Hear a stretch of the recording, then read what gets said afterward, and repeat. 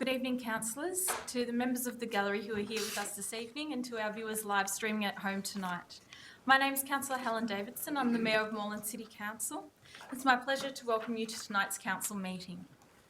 In recognising the cultural diversity of our great city, I pay my respects to the local Indigenous people of Moreland by acknowledging that we meet on the traditional lands of the Wurundjeri people. Offer my respects to the Wurundjeri elders past and present and to all Aboriginal and Torres Strait Islander people. Members of the gallery, please note this council meeting is being recorded and web streamed live to council's website and Facebook. This recording will also be available as video on demand. Gallery attendees are advised that they will be recorded during the meeting. And councillors, just as a reminder that in line with the adopted councillor conduct principles as outlined in the Councillor Code of Conduct, councillors should ensure that they conduct themselves in the meeting with integrity, impartially exercise their responsibilities in the interests of the community and not improperly seek to confer or advantage any person. This behaviour will support principles of leadership and good governance that secure public confidence in the office of councillor. So I'll just go through the councillors who are in attendance tonight, and we have Councillor Natalie Abood, Councillor Sue Bolton, Councillor Anna-Olivia Carley-Hannon, Councillor Ali Alfrani, the Deputy Mayor, Councillor Samantha Ratnam, evening. Myself, Councillor Helen Davidson, Councillor John Kavanagh. Good evening. Councillor Dale Martin, Councillor Mark Riley, Councillor Lambros Tapanos, and Councillor Oscar Yildiz. And the officers in attendance tonight are the Chief Executive Officer, Narina De Lorenzo, Director of Corporate Services, James Scott, Director of City Infrastructure, Grant Thorne, Director of Planning and Economic Development, Kirsten Costa, Director of Social Development, Arden Joseph, Executive Manager of Organisation Development, Anita Craven, and Manager of Property and Governance, Olivia Wright. And I'd also like to acknowledge the presence of another councillor from Whittlesea, Councillor Steranova, who's with us today in the audience. And there aren't any apologies this evening from councillors, so I'll just move on to disclosures of interest and or conflicts of interest to declare, if there's any from councillors. No, there's none to declare. Okay, and can I have a motion for the adoption of the minutes held on the 12th of April? Is there a councillor who wishes to move that? Councillor Samantha Ratnam. Is there a seconder? Yeah. Councillor Mark Riley. All those in favour? I declare that carried. And we'll move on to the petitions now. So we have received a petition 1317, objection to the opening of Bridges Avenue, Merlinston Linear Park. Is there a councillor who wishes to move that petition? I'm happy to move it. Councillor Kavanagh, is there a seconder? I'll second. Councillor Ali Alfrani. All those in favour of receiving the petition, all those against, I declare that carried. Now, are there any petitions to be tabled by councillors? Yep, I've got one. Councillor Natalie Abood, yep. Did you wish to speak to it briefly? Yeah, maybe I will, Okay. just very briefly. I think it sort of speaks for itself, but it's just to do with the resolution of the Bridges Avenue stuff. So council is trying to find a way forward with creating the Merlinston Linear Park, and that petition is people who would like to see the Bridges Avenue road opened for the thoroughfare to continue from north to south with that particular linear park. Okay, and I believe Councillor Alfrani wishes to second the petition, sorry. All those in favour of receiving the petition, I declare that carried. And councillors, I have received a petition and it's in relation to the Ronald Street footbridge being reinstated. So I'll move that. I'm happy to second. And Councillor Kavanagh to second. Okay, all those in favour? I declare that carried. Now, I'll turn to the gallery. So are there any petitions from the gallery, from members of the gallery this evening who wish to come to the lectern and say a few words on the petition? Yes, please come forward.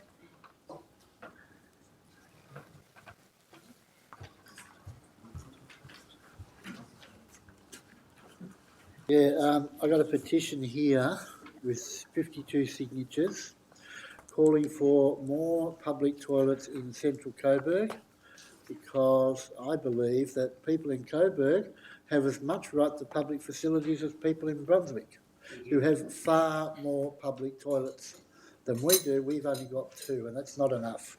Thank you. Did you want to hand the petition up to? Yeah. Yes, please come forward. Yep. I can pass it around if you like. Sue. Thank you for that. Someone else with a petition as well. Okay, I believe there's another person with a petition. Yes. Different issue. Although we should vote on that one first, shouldn't we? Oh, sorry. You've got to vote to accept it. Yep. I'll move to accept. Okay, Councillor Bolton to move the previous petition. Is there a seconder for that? Councillor Carly Hannon, all those in favour? I declare that carried. Yeah, thank you, councillors. Yes. Look, basically my petition is about the proposal for speed humps along Murray Street, one of the most beautiful tree-lined streets in Coburg. I consider it better than the Avenue personally. We are taken aback by this letter, which I received on Monday, stating that the proposal will be for 11 speed humps. We believe this will be of great detriment to the area. It'll undermine the whole amenity of what is essentially one of the loveliest streets in the actual in the neighbourhood. So essentially, look, I've talked to a few of the neighbours, and our arguments against this proposal for the installation is that speed humps will firstly and foremost detrimentally affect the amenity of the street by introducing ongoing, perpetual and unacceptable noise levels for everyone, but more so for the houses adjacent to the actual humps. We all know that's a fact. They will reduce smooth free-flowing traffic from the permissible 40 kilometres per hour to 20 kilometres and further exacerbate noise levels by cars needing to brake and accelerate 11 times. So you're going to do this 11 times by the time you enter from Sussex Street to Sutherland Street. Not if you don't include the entry and the exit as well, that's another 2. The proposal had no import or consultation from any of us. It was took us all a little bit aback. I spoke to the gentleman, what's his name, Gordon Blake. He was very nice and explained, gave us some of the details for and against it. The proposal also, noise levels again, we believe that the ongoing sort of noise levels will potentially affect market value of houses. If I've got a nice house and it's next to a speed hump and somebody goes to buy it or the thing, I think that'll certainly be an impediment to any sale of any, resale value of potentially of houses. This proposal will push traffic, extra traffic onto already overcrowded Hay Street, because all the streets go to Hay Street from there. Murray Street already accommodates a free-flowing sunlight traffic, so that'll compound the traffic jam there. And we also know that Hay Street is a difficult street to negotiate. If we're left with the option of negotiating 11 speed humps as turning right into Hay Street, I don't know which of the 2 evils we'd like to take, but it doesn't leave us many options. Overall effect, with accelerating and decelerating and braking, we believe this will introduce additional fumes and increase potentially the pollution levels. So I think that's a realistic appraisal of what could happen. The street has a rehab centre and it's got Bupa aged care up the road. They use maxi cabs for wheelchairs, for disabled, sick, elderly. This will be a further impediment to them negotiating the street. I'm just conscious of the time. Sorry to interrupt, but if you could wind up from here. Okay, I will. And it'll hinder the emergency vehicles and significantly hinders parking in already overcrowded Thank you. streets. Please hand up the petition. Councillor Yildiz, do you wish to move that or you wish to speak? Yes. Thank you. I believe it's just to accept the petition, not necessarily to speak to the actual petition itself, but did you... I want to raise a question to Grant, if I can. Yep, okay. Grant, prove me wrong. I used to live at 11 Murray Street, so I know the street really well. Brother still lives in there, in that street. But can I just ask you a question? Grant, we don't normally, encourage speed humps, so why suddenly Murray Street 11 speed humps, and part of that road, more so the western side of that road needs some urgent repair done to it. But rather than repair the road, we want to stick speed humps in there. So we're not normally, in favour of speed humps, so I'm wondering why. Through the Mayor, I'd prefer to take the question or the petition on notice, Councillor Hiddles, to look at the details of the speed and volume.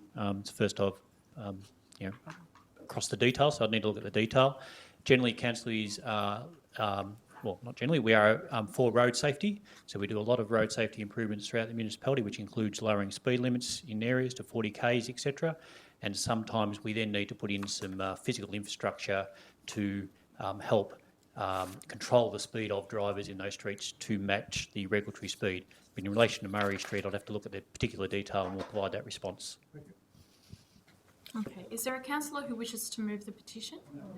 Councillor Bolton, seconded by Councillor Carly Hannon.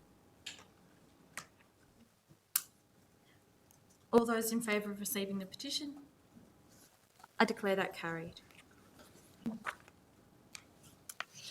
Okay, we'll now move on to reports from committee to council.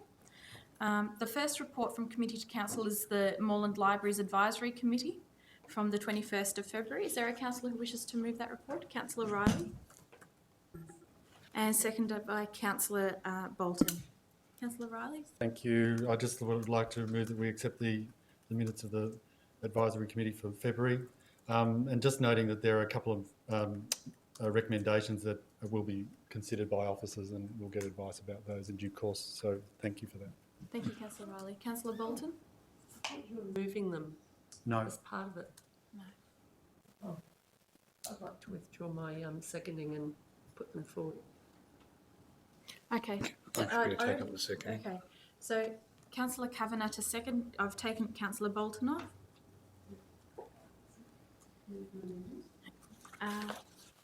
Yes. So Councillor Kavanagh is the seconder to the. Oh, sorry. As there is, Councillor Bolton wishes to move an amendment. So is there a seconder to the amendment? We know what it is. I think she was saying the amendment being what she thought the change to the resolution would be, but I guess it would be good for Councillor Wong to say what it is, and then it's no worries. All right. Well, It was a speak to the item. Okay, Councillor Bolton, and Just then, put it for, I'd actually, because I think we should vote on it tonight, is the minutes from the Library Committee, which I'm not on. One of the motions, I'd like to add this as an extra component of the motion, noting the minutes, that Council advocate to all levels of government to reduce barriers which may exist to persons submitting forms online to government departments. And there was a second motion that they wanted to move.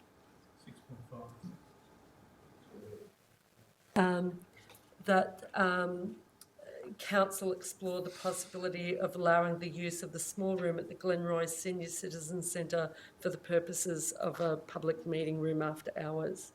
thank you, Councillor Bolton. Councillor These Riley, came up in the minutes. is that agreeable to you as the mover? no, unfortunately, look, I'm very supportive of this, but I've just, Councillor Bolton, we've actually discussed this and processed it through Monday night's meeting, and I'm very supportive of these motions. I want to see them get up. But we actually talked about a way in which we would approach these, because our meetings are going beyond midnight the last couple of months, and there's nothing wrong with these motions. I actually fully support them and I want to do that, but I'm not going to accept the amendment, because we've actually had discussions about this as amongst ourselves and amongst the officers about how we process it. So I'm more than happy for them to come through the officers' recommendations and to deal with them that way. Had I not been so busy in the last few months, I possibly could have even moved them as general business items. But given the pressures on us tonight, I'd like us to actually do what we agreed to do and actually process them in another fashion. So I fully support your intention, Sue, but I just want to see it happen in a different way. Thanks. Thank you, Councillor Riley. I'll Is still there a move them. Yep. Is there a seconder to Councillor Bolton's motion? Amendment? No, unfortunately, for want of a seconder, that will lapse. Okay, the next item, we'll put that to the vote. So all those in favour? I declare that carried. The next item on the agenda is the Moreland Arts Board meeting. from the 18th of April. Is there a councillor who wishes to move that? Councillor Riley? I'll move that, yeah. Yeah, and Councillor Ratnam to second. Yes, the move that they be accepted, thank you. Yes. Councillor Ratnam, do you wish to add anything? No? I'll put that to the vote. All those in favour? I declare that carried.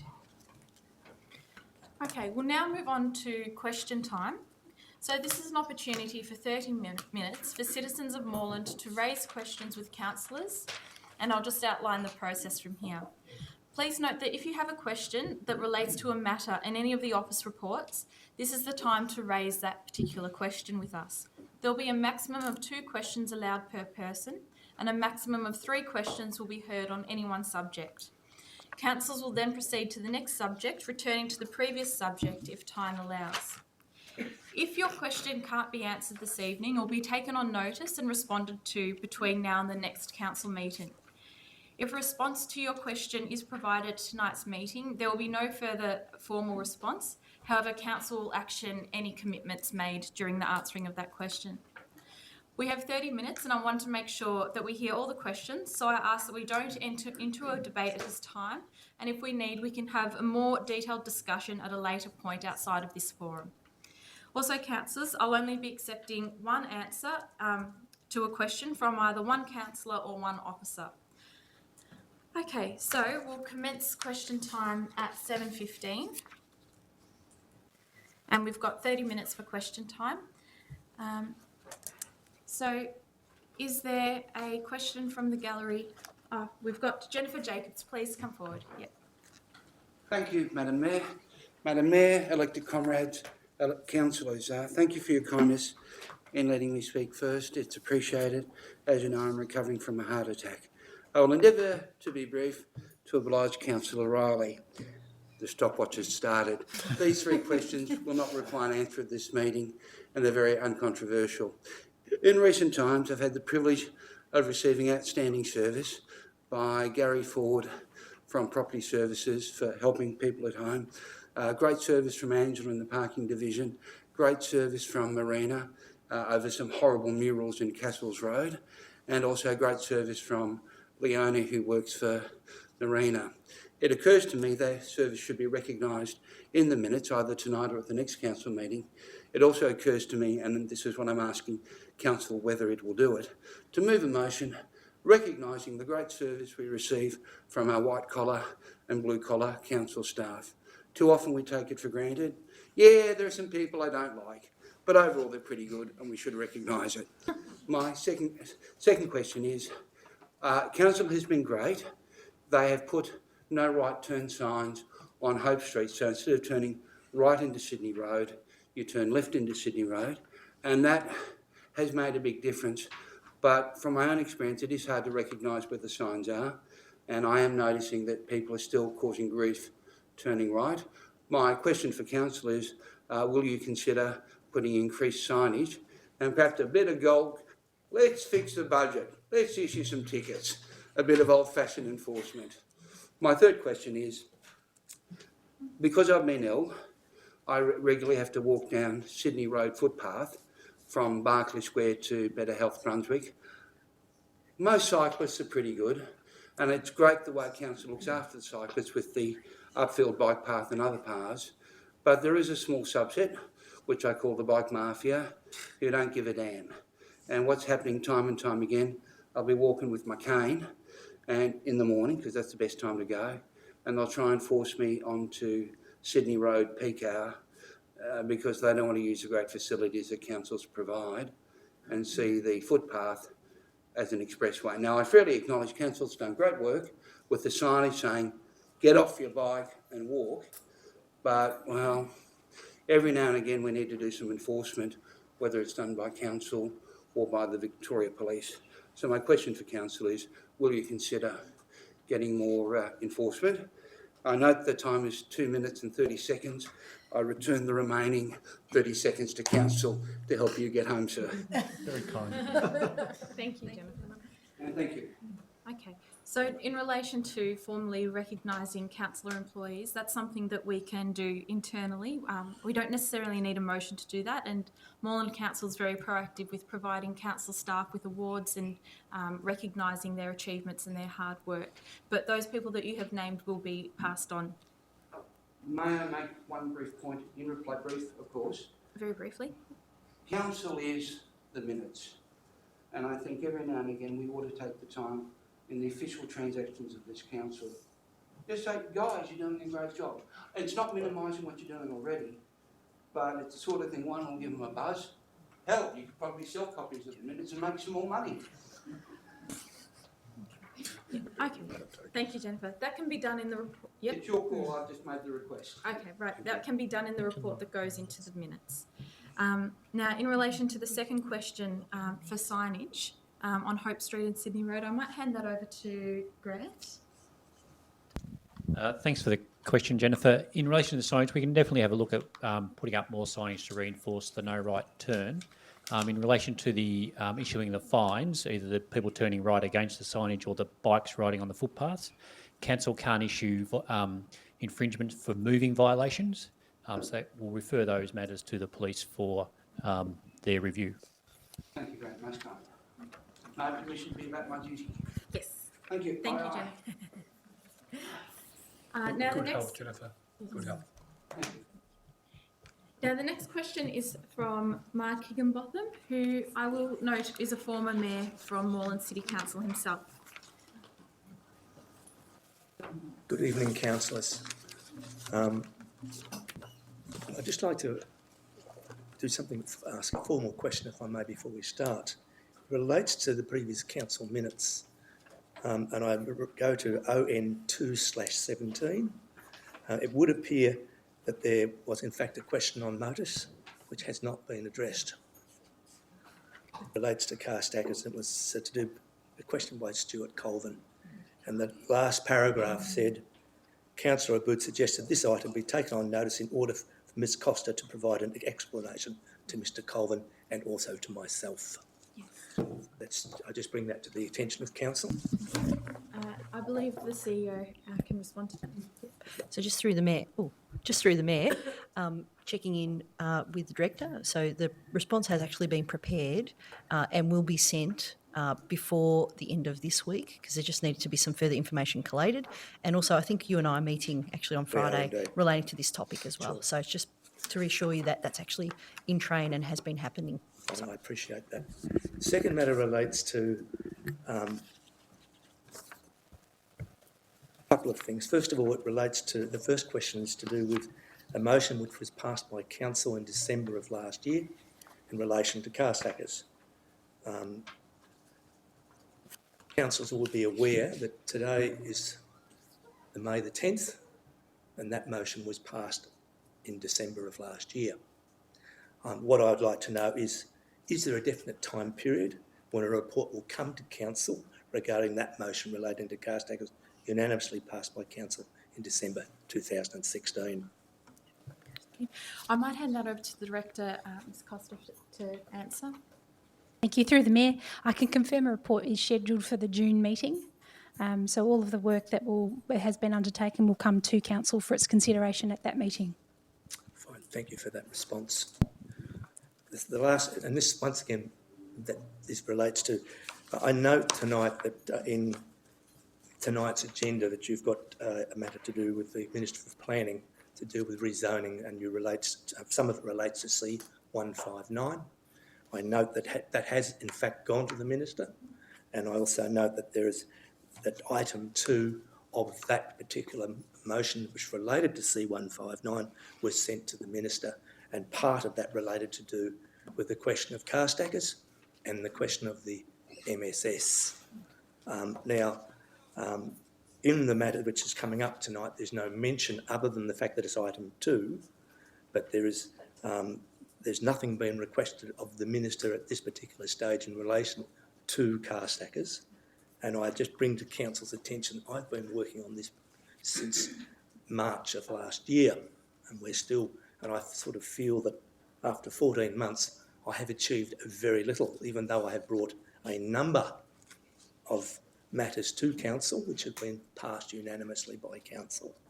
The response, which is in the minutes, give me the impression that matters to do with car stackers really fall into the line of yes, Minister, in the fullness of time. I'm afraid it is much more important than the fullness of time, and I intend to take this matter up with the Minister directly. Okay. Thank you for that. Thank you.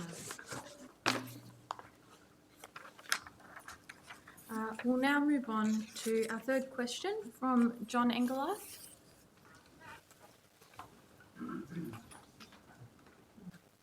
Thank you, Mayor and councillors.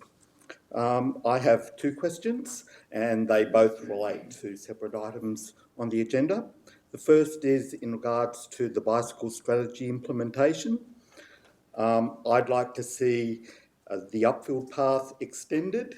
I think it's of strategic importance in opening up cycling to the suburbs in Hume Council area, as well as giving greater access for the northern suburbs. What response has occurred working with Hume Council to extend the upfield path to upfield? And what approach to local MPs for helping in funding this has so far been made? Is there a councillor who wishes to respond, or in the alternative, I can hand it over to the director? Perhaps Grant? Thanks for your question, John. I suppose the missing link, as we call it, is the upfield path.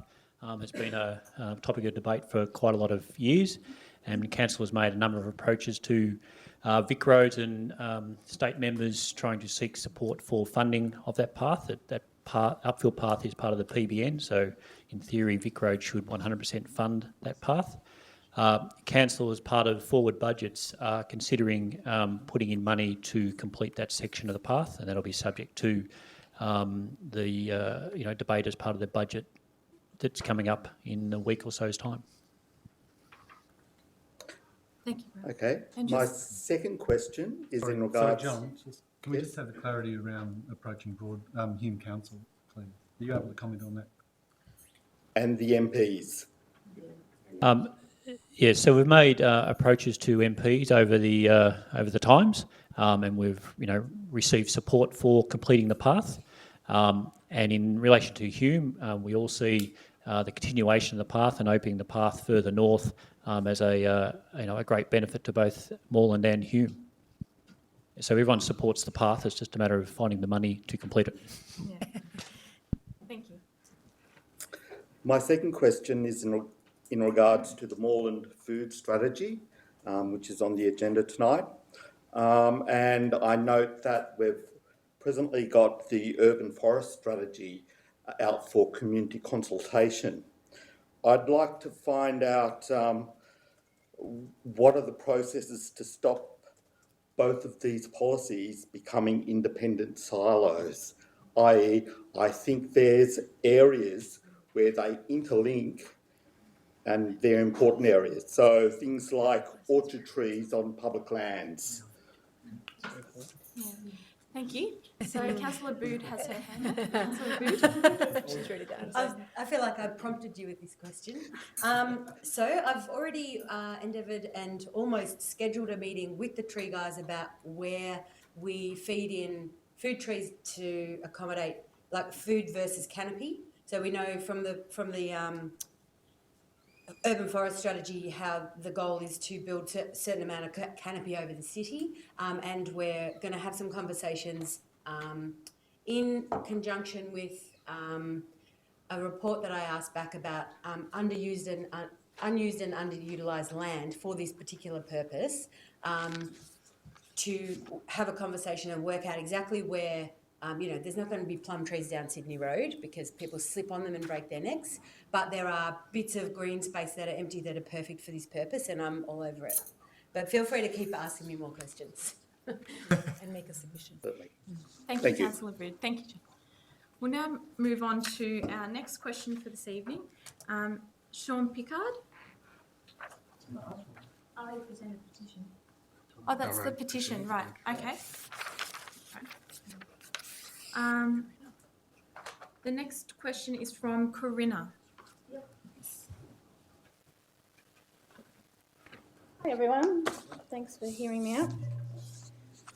As some of you probably know, I've been visiting you guys since 2015. I'm back again with the same topic, toilets in Coburg. It doesn't really seem like anything has happened about that issue. You've done a survey of the Exeloos in the Coburg Mall, and I noticed that that particular assessment was done right before Christmas. So I don't know what you were hoping to achieve with that.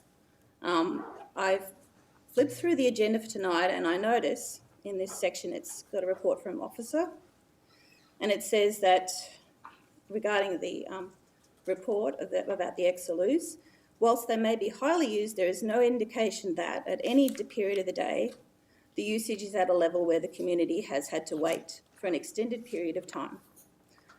And I'm sorry, but that's simply not true. How do I know this? Because I've done my own assessment of the Coburg Library toilets, which I'm presenting to you today. I think I've got a few copies of this. Take one and hand it around.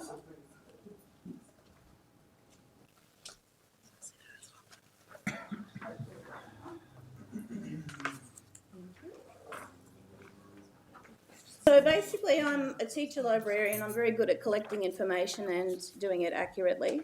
So I've spent 10 hours in the Coburg Library sitting there at various periods of time, various days, various hours, seeing just who uses the Coburg toilets. There are only one for each gender. If you turn to page 2 of this, you will see the totals. For the total duration of 10 hours, we have 188 females use the toilets and 135 of those had to wait. That's an average of 18.8 per hour. Your recommendations are if it goes over 30 uses per day, it's a problem. For males, there were 86 uses in the 10 hours, which is 8.6 per hour. Half of those had to wait. And more significantly, there were many complaints that I logged, and 3 men behaved in a very aggressive fashion, swearing and hitting things. So it's pretty clear to me that the toilets are not fit for purpose. You need to have more toilets. This is just not working. So my question is, given the extraordinarily high usage of the Coburg Library toilets, why does the council refuse to open the nearby meeting room toilets, which is a community asset that we own and we paid for, or provide a standalone traditional toilet block, or refurbish the Coburg Library with a far more appropriate number of toilets, not just one per gender? And on the next 2 pages, you'll see a very poorly drawn up diagram of the current situation in the Coburg Library. And then on the last page, I've actually drawn up a diagram of what you could have there with far more toilets. So you wouldn't have all these people queuing and getting upset. And you'd actually really help the community. So, Thank you. thank you. Now, I will note that there is a report coming to Council in June on this as well. So thank you for your work that you've done with your survey as well. But I will hand over to Grant just to say a few words. Thanks for your question, Corinne. As the Mayor indicated, there's a report coming to the June meeting, which will include the additional survey that we've done about the use of the toilets and who's using them, what their feelings are about the toilets and what they look for in the toilets. To look back at the previous surveys we've done and also look at the provision of toilets across the municipality and Coburg and the numbers of toilets required. And Council will consider that in June and decide a direction forward from there. Thank you, Grant. That's okay. So we've heard from Grant. So it's just one officer or one councillor? Maybe just to let people know there's a motion coming up later in the meeting tonight. Yes, that's on the agenda. But people might not know if there's... Okay. We'll move on to the next question, and that's from Frank Gigliata. I'm not sure if I've pronounced that correctly, but is Frank present? Yes. Please come forward.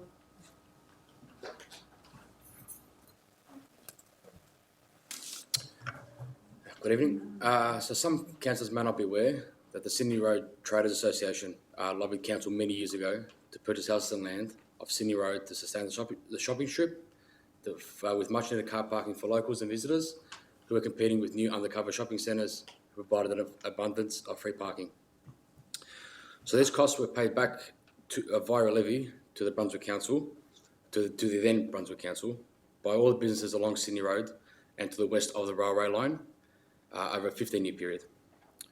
It has been recognised by the Moreland Council they have a moral and ethical obligation to the business sector in future decisions on the outcome of the sale of car parks. So councillors must be aware that as you must be aware, there is currently a dedicated stakeholders working group which includes Vic Roads, Yarra Trams, PTV and others, exploring better opportunities for the future movement and safety of Sydney Road. Council should be aware that in 2016, you endorsed a proposal for Revitalise Sydney Road, which has escalated this stakeholder discussions and where the plan proposes not only to remove all on-street car parking, but if this loss was to occur, compensation by increasing off-street car parking and making it free. Now, as a representative of the business sector, we ask Council to hold off any decisions regarding the car parking for in Brunswick, and in particular, the sale of any existing car parking land, which at the moment are 276 Barclay Street, is up for discussion, and also hold off installing new parking meters, which are destined to be installed at 7 off-street car parking in the near future. My question is, will Council postpone these decisions and actions until there is an agreed outcome for the future destiny of Sydney Road and the car parks within it, which is expected around late September this year? Okay. Thank you for your question, Frank. So just in relation to the sale of land, council would always go through a community consultation process with that. But what I might do is I'll hand over to the CEO now to just shed some more light on those questions you raised.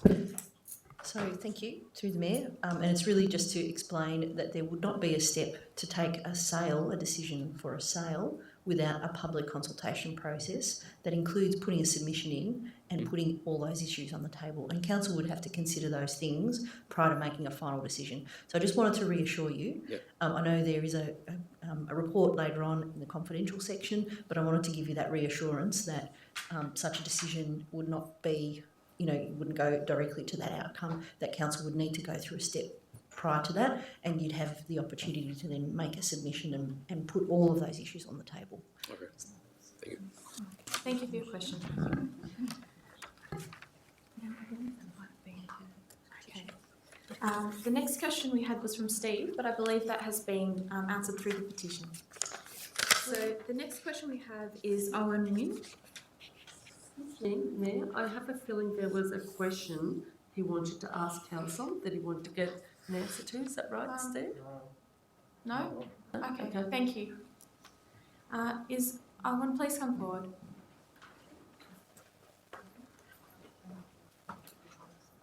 Good evening. Thanks for the opportunity to raise this question. My question relates to a property on Spry Street. I'm a resident of Spry Street, and the question relates to the property at number 2 Spry Street, which is a 1 acre block that sits at the end of the court and is adjacent to Merri Creek. It's recently been the subject of a development application which council has rejected, but is subject to a possible appeal to VCAT. This particular property is of particular relevance to council and to Moreland residents. It is a large portion of it is a low-lying area that has been maintained as a floodplain, which significantly helps the storm waters for the Merri Creek. My question is, as part of council's open space strategy to conserve and restore the Merri Creek corridor, has council considered the purchase of this site to ensure that there is sufficient buffer between the creek and adjacent residences to aid regeneration and to manage the increasing recreational use? Okay, I might hand over to Grant, but or the CEO may be able to answer. Hi, just through the Mayor. So my understanding is, so it's a privately owned piece of land. So council hasn't considered its purchase because it hasn't been on the market for purchase. Hearing your question tonight, I think what we could do is just understand the situation a little better prior to working out if there is something further that can be done in this case. So, the answer is no, council hasn't considered a purchase because it hasn't been on the market as an option. Sure. And I think the issue around the floodway would probably just need to be understood better prior to making that kind of decision. It is a possibility that this property may come back on the market, given that the development has been rejected. So that's why I'm raising it as a possible opportunity for council. Okay, we will take that away and understand that further. Thank you. Thank you very much, Charlotte. Cheers. And the next question we have from Juliet Hall. Please come forward. Good evening. Thank you, Madam Mayor and councillors. Nice to see you this evening. Darebin Council have put $1.25 million into their draft budget, funding for their half of a share of the Merri Creek Bridge near Ceres. If Moreland does not commit to their half of the share of the Ceres Bridge, then this bridge will be delayed by at least 12 months. This bridge is ready to build in July. The Ceres Bridge will keep children safe while they're travelling from Darebin to their zone schools in Moreland. The bridge will enable delivery of one of Moreland's principal bike routes in the Moreland Bicycle Strategy before it expires in 2021. My question to you this evening, Darebin has committed their half of this bridge, the funding for their half. Will you, as Moreland Council, commit your half as part of the 2017-18 budget, or will you delay this bridge, putting children and cyclists at risk? And my second question, if you're unable to fund the full amount in the 2017-18 budget, will you consider an agreement with Darebin to fund your half share over 2 years so that we can get started on building the Ceres Bridge straight away and keep our children safe? Thank you for the question, Julie. No, that's fine. Councillor Ratner. Thanks very much for the question and your continued work and advocacy. And I know there's a lot of work that's gone behind putting together the information, ensuring councillors have been able to see the site and work through with the group in terms of what's needed, what the possible options are. Just in terms of our process, we've got the budget being adopted, the draft budget being adopted in a couple of weeks' time, and that's when budget commitments will be made. We'll be open to consultation as well, and we invite public submissions into that process. But in terms of the second question as well, in terms of working with the City of Darebin, we've sought to meet with the City of Darebin and the councillors to be able to talk this through. I believe we're still awaiting a meeting time, but that's our next step, and we're looking forward to talking to them about how we progress things together and work together. Thank you, Councillor Ratner. Thank you for the question, Juliet. Now we'll move on to our next question from Erin. Erin Tibbets.